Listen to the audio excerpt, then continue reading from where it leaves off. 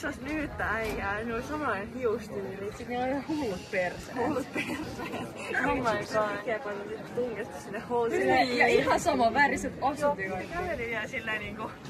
Mikä veri vittu vauhdikki. Oh my god. Mä tajuin, että mä olisin 20, siinä näyttää toiselta. Siis tunkaa vähän näin. Voidaan mennä kesken. Tän lipunnasta kesken ei voi. Tälleen mekin harjoiteltiin tätä lipuviikkaa. Tähän on se vapaa näin. Se piti just olla. 这几现在just ollaan kolmia. Siinä on se, että se ei mene rytmissä. Ja sit ei mene todellakaan osua maahan. Ei. Näin, mä en siis. Ripareja, se on ihan varmasti.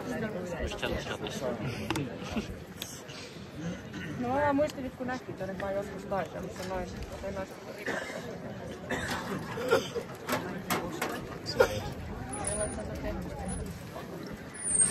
Meillä niinku kaikki. Oikein on lähtö pitkin. Musta tuntuu, että se pitää tehdä.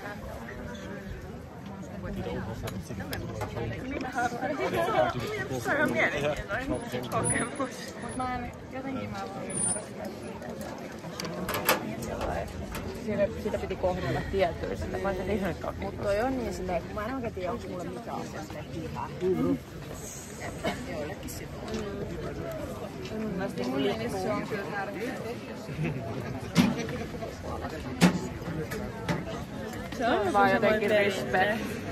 Se ei ehkä, toi on ihan totta, että se ei ehkä mullekaan niinku henkilökohtaisesti ole. Mä ymmärrän, että se on niin. Se on niinku Suomelle ja se on ja onhan se häräys, joka vaikka kuppi jonkun lipun päälle. Kyllä mäkin oon vähän silleen, että sä et vaan niitä tee.